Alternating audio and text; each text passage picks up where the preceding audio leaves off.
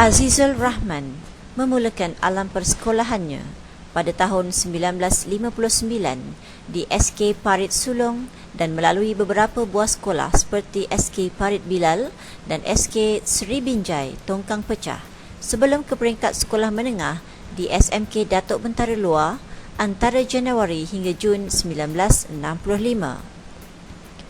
Beliau belajar di SMK Datuk Sulaiman mulai Jun 1965 dan menamatkan pengajiannya di sekolah ini pada tahun 1969. Pernah melanjutkan pelajaran di Institut Teknologi Mara dalam bidang perakaunan antara Januari hingga Mac 1970. Namun kemudiannya menukar arah ke tingkatan 6 di Sekolah Menengah Persekutuan Batu Pahat, iaitu sebuah sekolah swasta pada April 1970.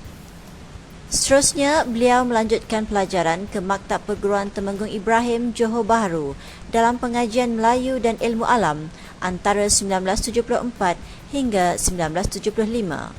Beliau memulakan jejak graduannya di Universiti Kebangsaan Malaysia pada 1981 dalam bidang linguistik dan TESOL dan berjaya memperolehi ijazah sarjana mudanya yang pertama pada 1984.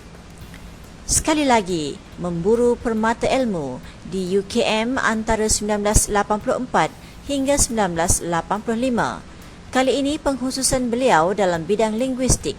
Justru beliau memperolehi ijazah sarjana muda Pesuratan Melayu dengan kepujian kelas pertama Universiti Kebangsaan Malaysia. Beliau dilantik sebagai guru penolong C2 di Sekolah Menengah Kebangsaan Tun Sri Lanang Muar Johor sehingga menjawat jawatan penyilia petang sebelum melanjutkan pelajaran ke UKM pada tahun 1981. Kemudian beliau meneruskan tugasnya di SMK Datuk Sulaiman Parit Sulong sebagai guru penolong D1 pada tahun 1985. Di sinilah bermulanya lonjakan sarjana dalam perkhidmatannya apabila beliau mula merintis program majalah dalam kelas MDK. Dari situ juga beliau menelusuri liku-liku guru cemerlang DG2 yang dikurniakan pada tahun 1995. Beliau juga pernah menerbitkan akhbar sekolah iaitu Wacana SMDS.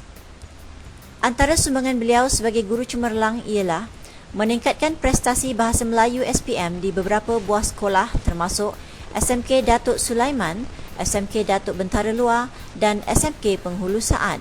Beliau juga menerbitkan antologi cerpen Spektrum hasil tulisan pelajar dan buku Mutiara Kata di SMK Datuk Sulaiman antara 1999 hingga tahun 2000. Pada tahun 2004, beliau telah melangkah setapak lagi dalam kerjayanya sebagai pengetua DG48 di SMK Bekok Segamat. Beliau dilantik sebagai guru cemerlang DG54 dan ditempatkan di Sekolah Menengah Sains Kota Tinggi pada 1 Mei 2005. Manakala pada tahun berikutnya, iaitu pada 1 Januari 2006, beliau dilantik pula sebagai guru cemerlang Grade H.C. untuk guru Bahasa Melayu, iaitu yang pertama dilantik ke jawatan ini di Malaysia. Sepanjang perkhidmatannya, Azizul Rahman telah menyampaikan ceramah dan kertas kerjanya sehingga peringkat kebangsaan dan antarabangsa khususnya mengenai Bahasa Melayu. Beliau kembali semula berkhidmat di SMK Datuk Sulaiman pada tahun 2007. Beliau terus bergiat dalam penulisan semasa menjadi guru di SMK Tun Sri Lanang Bukit Serampang Muar. Mula menulis dalam Akhbar Watan, Utusan Melayu, Utusan Malaysia, Berita Harian, Majalah Mastika, Majalah Aktual dan Majalah Al-Islam. Semasa di Universiti Kebangsaan Malaysia, beliau terus menulis untuk menampung perbelanjaan pengajian. Di samping itu, beliau turut menjadi penterjemah majalah Dunlop Malaysia daripada bahasa Inggeris ke bahasa Melayu.